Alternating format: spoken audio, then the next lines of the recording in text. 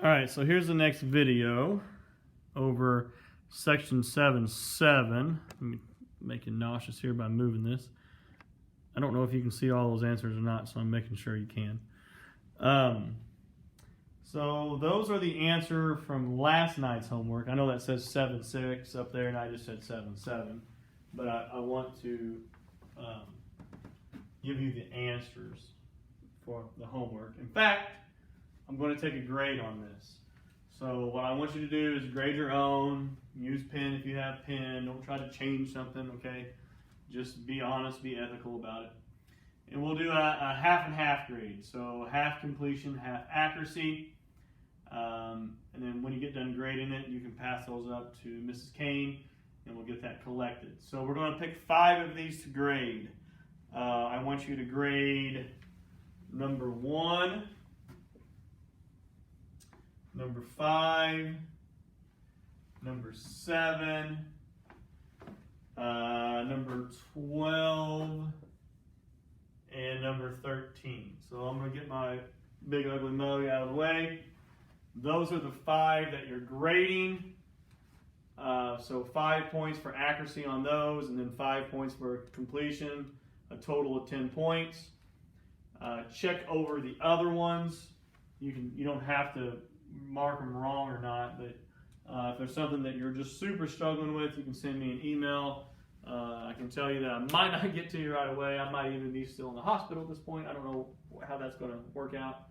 So there you go. We're going to take a homework grade on that one. I'm getting ready to erase this, so if you need more time, let Mrs. Kane know, and she'll pause the video for you. So there you go. All right. We're going to move on to section 7.7, and instead of adding and subtracting polynomials, you might think that we're getting ready to multiply and divide them, and you would only be half right. We are just going to multiply. You will not divide polynomials in 8th grade, in Algebra 1, I should say. I think maybe you do it in Algebra 2. I've never taught Algebra 2, so I don't really remember. You definitely do it in pre-calc, if not. So in one of those 2 classes, you'll do it. It's a little more complicated than you might think. So, all right, let's look at how you would multiply polynomials. So let's start out by taking monomials times monomials. Those are the easiest thing to do. So if I had 7x squared y to the 3rd times 5xy to the 6th. In a sense, I know that is a 5th degree monomial, I guess a quintic monomial, times a 7th degree monomial. But you can also think about it as, instead of us multiplying 2 things, we're kind of multiplying 6 things. 7 times x squared times y cubed times 5 times x times y to the 6th. So you can just multiply the things that match each other. In other words, I can take that 7 times 5, and that'll give me 35. And then I can take x squared times x. 2 plus 1, keep the base and add, I get x cubed. 3 and 6 give me 9. So there you go. I end up with a 12th degree monomial when I get done multiplying those. That's easy enough. Let's multiply 3 monomials. Let's do negative 2a to the 4th b times 6b squared c to the 3rd times negative 8 a to the 5th, c to the 12th. So now I'm multiplying 3 monomials times each other. So I'm going to multiply the things that go together. Negative 2 times 6 is negative 12. Negative 12 times negative 8 is going to be a positive 96. There is no a here, so I get a to the 4th and the 5th is a to the 9th. B and b squared is b cubed. And c cubed and c to the 12th is c to the 15th. What a lot of people end up doing here, by the way, this is the right answer, but I'll get this on a quiz and on a test.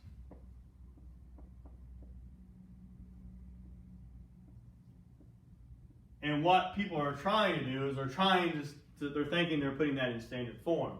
Because they're going, well, 15, 9, and 3, that's in ascending order. That's on a term-by-term basis, not within a term. Keep it alphabetical regardless of 15 being at the end here. We want A to whatever, B to whatever, C to whatever. Keep it alphabetical. Now, if I had another term out here, we would add this up and say 9 and 3 is 12 plus 15 is 27. So that's a 27th degree monomial. We would figure out if that monomial was bigger than 27, and if it was, we would move it in front. But you keep the letters in the same order regardless of the degree on them. All right, so that's how you multiply a bunch of monomials together. Let's look at how we would take a monomial times a binomial. You guys already know how to do this, I promise. But now we're getting ready to turn the volume way up. The one that you've done a million times is something like this. That's a monomial. It's a constant, linear constant times a binomial. You just distribute. You take 4 times x, you get 4x. You take 4 times 2, you get 8. I took a monomial times a binomial. I ended up with a binomial. We're going to do that for this lesson, but it's not going to be that easy. Like I said, we're going to turn the volume way up. So we might get something like 7x squared y to the 3rd times 8xy to the 5th minus 2x cubed y to the 10th. So we're going to take that monomial times that binomial. And we're getting ready to do the same thing. I'm going to distribute this monomial term, or this monomial factor, I should say, to each term inside the parentheses. So I'm going to take this times this. Well, 7 times 8 is 56. X squared and x is x cubed. Y cubed and y to the 5th is y to the 8th. And now I'm going to multiply this. 7 times negative 2 is negative 14. 2 and 3 give me 5. 3 and 10 give me 13. This is degree 11. This is degree 18. So this is not in standard form. I have to move this one in front.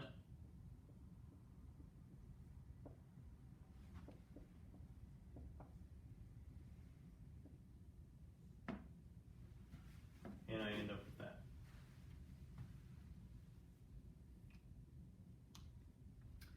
All right, let's do another one of those. I guess I can erase this. It's kind of in the way. So let's do, let's do 3r cubed s to the 4th t to the 3rd. I wonder if that's even in camera now that I moved that a while ago. Let me cheat and move it back just in case it's not.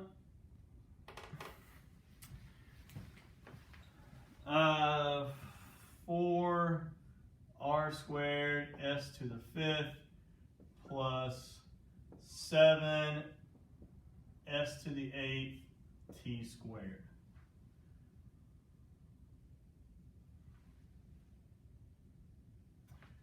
All right, so I'm going to take this monomial times this binomial by distributing. So 3 and 4 give me 12. R and R, it's 3 and 2, that gives me to the 5th. S to the 4th and S to the 5th, that gives me S to the 9th. And you might be confused what to do here because I have t cubed, not times any t.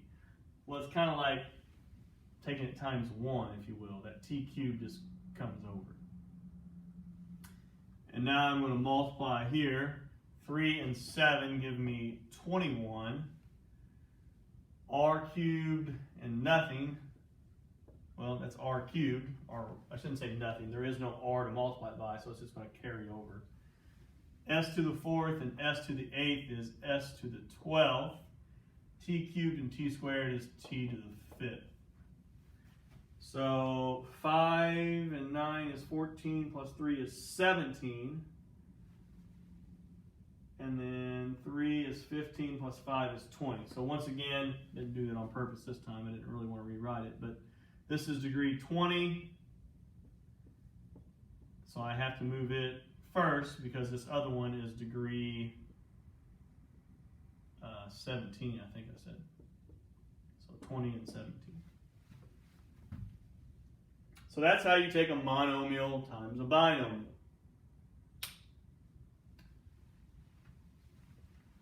This next one I'm going to show you is the one that just really bothers people for some reason. Not sure why, but it just does. And that's taking a monomial times a monomial times a binomial.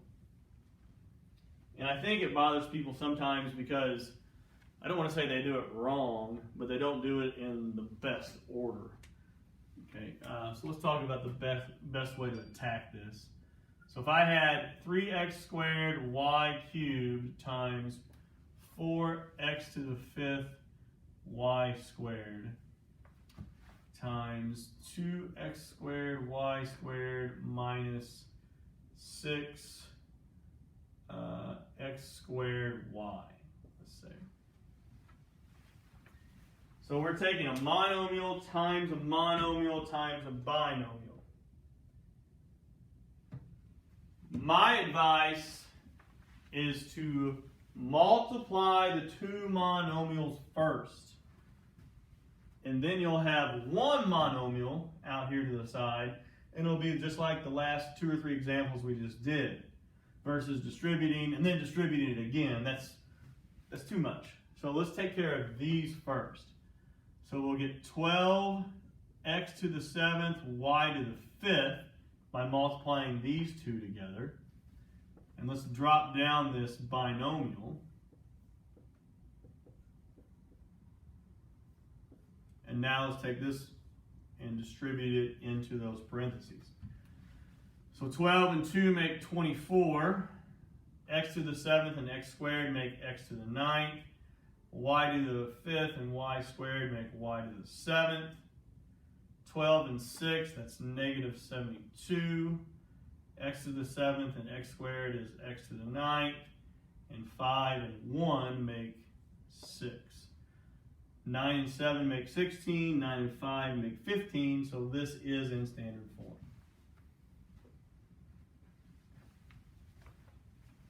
So I'll do one of those again. Let's do small numbers so I don't have to be super challenged. I'm tired. 3a cubed b to the 4th times 3a to the 5th b squared.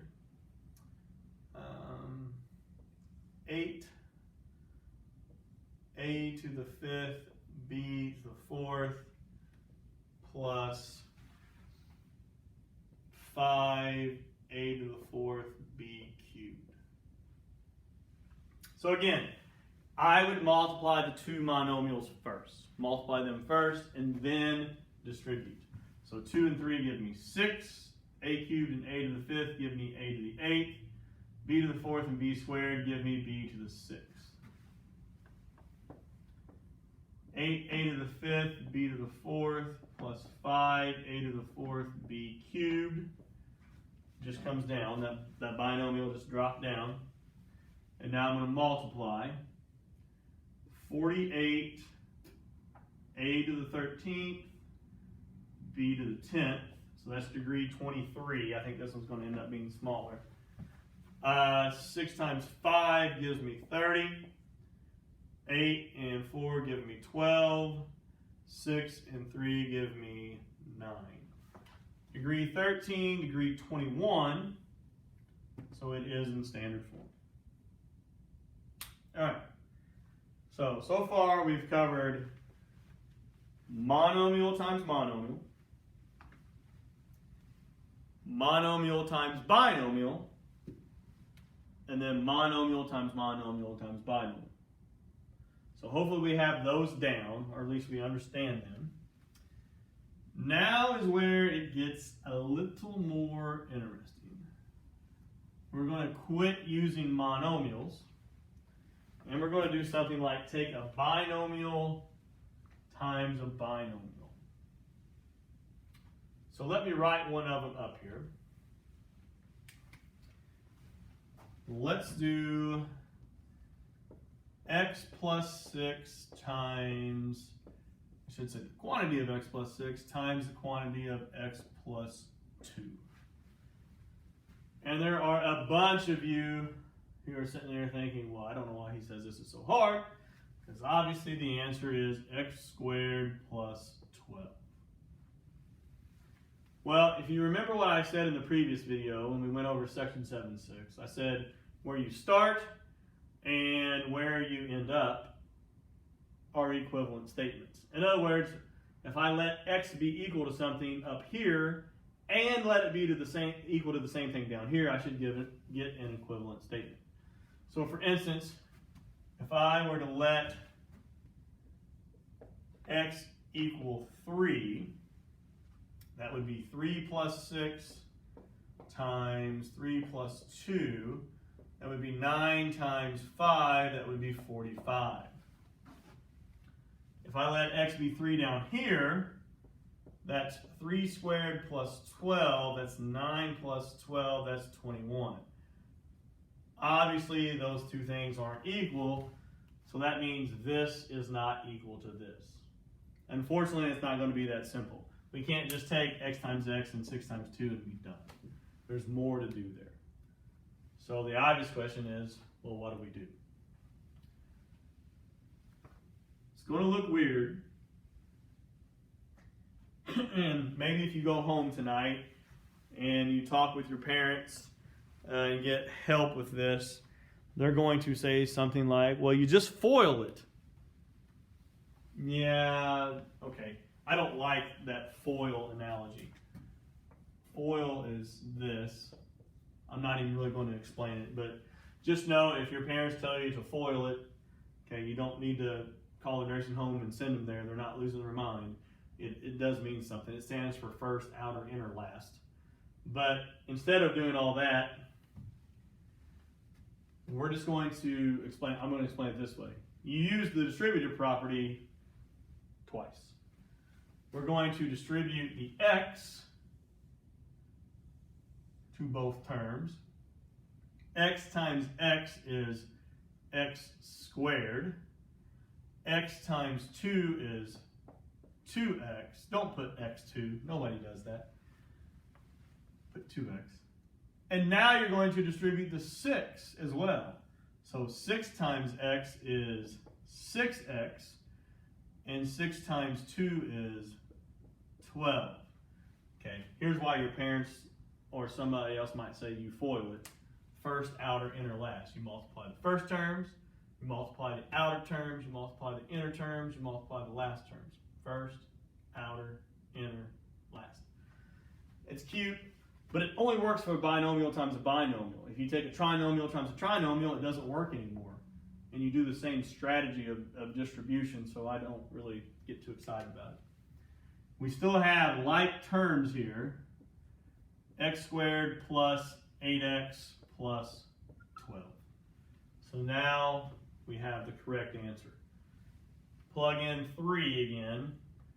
I'll get 3 squared plus 8 times 3 plus 12. That's 9 plus 24 plus 12. 9 and 24 make 33. 33 and 12 make 45. Now we have equivalent statements. Okay. If I let x be any other number, I would get the same answer. Now I wouldn't get 45 and 45, but if I got 82 here, I would get 82 here. If I got negative 16 here, I would get negative 16 here. So you just use the distributive property 2 times. So if we had 7y squared minus, that's not a minus, that's a plus, but whatever, plus 6y times 9y squared minus 3y. Let's use the distributive property twice. Take 7y squared times 9y squared. You're going to get 63y to the 4th. Take 7y squared times negative 3y. You get negative 21y cubed. Take 6y times 9y squared. You get 54y cubed. And take 6y times negative 3y, and you get negative 18y squared. I have y cubed and y cubed, so I have to clean that up a little bit. But I get 63y to the 4th, plus 33y cubed. Hopefully I did that math right. I'm really tired, so probably not. Minus 18y squared.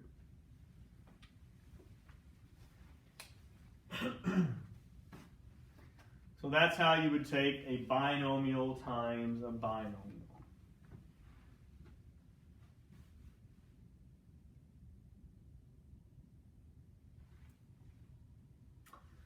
All right. Let's do a binomial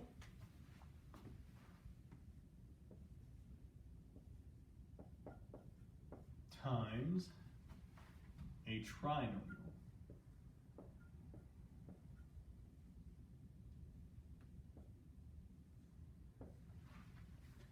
And this is why I don't like FOIL, because now there is no cube first, outer, inner, last. There's going to be more than 4 terms before we simplify. There's actually going to be 6. So 3a times 4a squared is 12a cubed. 3a times negative 3a is negative 9a. 3a times 6 is 18a. And now I have to distribute the 2 as well. 2 times 4a squared is 8a squared. 2 times negative 3a is negative 6a. And 2 times 6 is 12. Now we got to combine like terms. Get 12a cubed. Now if I went ahead and did, wait, I got a mistake somewhere. 3a and negative 3a, that should be negative 9a squared. Okay. So negative 9a squared and 8a squared, that's negative 1a, so I'm just going to put minus a squared. 18a and negative 6a is 12a. And then we have our constant of plus 12. I'm going to check the time here. All right, we're at 24 minutes, so I got a little more time. All right, let's take a trinomial times a trinomial.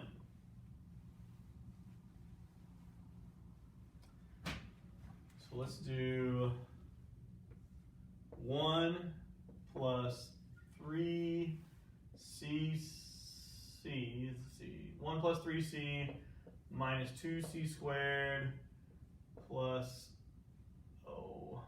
5c cubed. That is not a trinomial. Ooh, let me try this again. I'm starting to fall asleep on you guys. Sorry here. Then let's do 4. I erased the cube term, by the way.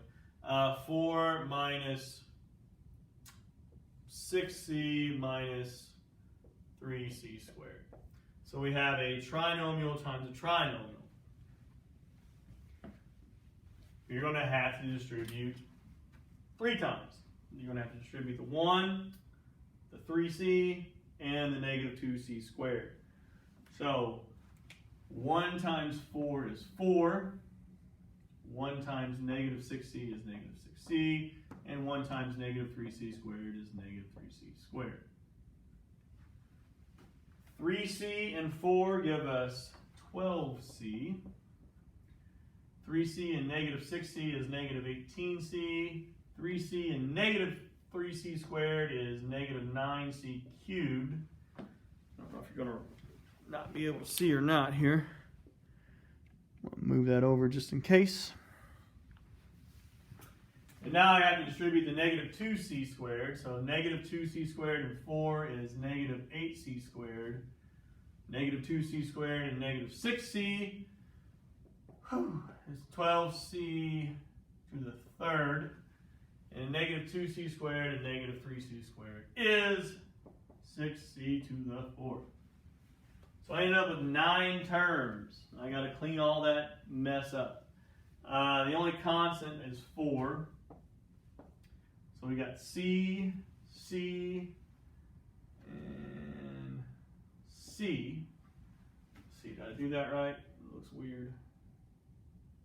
Or did I mess up again? 3 and 6. Ah, that should be C squared. Sorry. At least I caught it here. Sorry if you're confused. So that should be C squared. My bad. So C and C. So that's plus 6C. Man, wish I wouldn't have done that. All right, now we have C squared, and C squared. Hopefully all those are correct. Negative 3 and negative 18 is negative 21. Negative 21 and negative 8 is negative 29c squared. So those are gone. Cubed and cubed, that'll be 3c cubed, and then the c to the fourth. Whew. So now I got to put all that in standard form, so I got to flip all that around. And I end up with that as an answer. All right. I've done just about everything that I need to. I need to do one more example.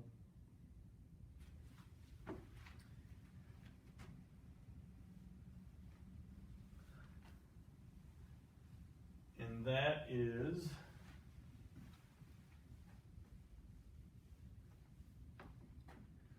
something like x plus 4, the quantity cubed. I wish that it was just x cubed plus 4 cubed, which is 64. It's not that easy. It's not going to be that easy, unfortunately. So that won't be the way we do it. Instead, think about this being 3 factors of this quantity, x plus 4. So that means we have x plus 4, x plus 4, and x plus 4. Do not try to multiply all 3 of those at one time. If I was there in person, I would ask you, what is 2 times 3 times 4? And somebody would say, well, that's 24. And I'd say, how did you do that? And that person would probably say, well, I took 2 times 3 and got 6, and then I took 6 times 4 and got 24. Notice that you didn't multiply all three things at the same time. You first took care of 2 times 3, simplified it, and then took that times the third thing. We're going to do that same thing. In other words, I'm going to take 2 of these and multiply them together, and then multiply the third one. Now, I like to multiply these 2 on the end first, just because I got an advantage over you, and I know this is going to end up being a trinomial, and I would rather distribute a binomial into a trinomial, but it doesn't matter which way you do it, you'll get the same answer. So I'm going to do it that way. I'm going to drop this one down, and I'm going to multiply these two together. Notice I'm getting ready to put this whole thing in parentheses because I still have to take this one times my answer. So those parentheses need to stay there. X times x is x squared. X times 4 is 4x. 4 times x is 4x. And 4 times 4 is 16. Now let's clean this up a little bit. I'll get x squared plus 8x plus 16. Here we go. X times x squared is x cubed. X times 8x is 8x squared. X times 16 is 16x. 4 times x squared is 4x squared. 4 times 8x is plus 32x. And 4 times 16 is 64. So we do get the x cubed and the 64, but we missed all that stuff in the middle. So let's start combining like terms. That's the only cube term. Squared and squared, that gives me 12x squared. 16 and 32, that gives me 48x plus 64. Voila. There is another way to do these. It's something called Pascal's triangle. If you're a math dork like me, and some of you are, whether you want to admit it or not, it's kind of cool. If you up at 2:30 in the morning and you can't sleep, it's really good material. Watch a YouTube video over it. It's kind of neat. We're not going to do it this year, but it's called Pascal's triangle. Maybe Pascal, something like that. Your homework is going to be section 7.7, 27 through, how do I want to do this? Let's not do it that way. Let's do 28 through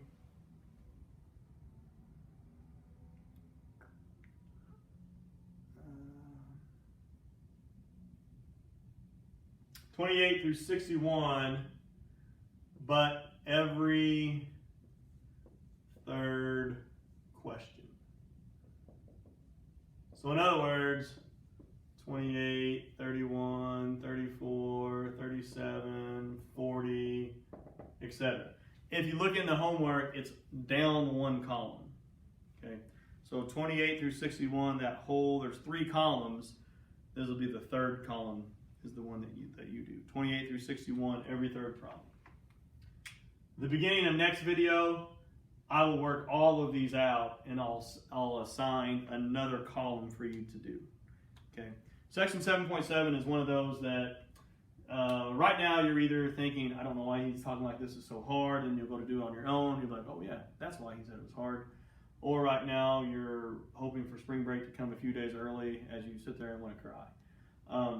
But it does get easier. It just takes practice. It takes a lot of practice. This is kind of weird. This is pretty abstract, but it'll work out. All right, see you in the next video.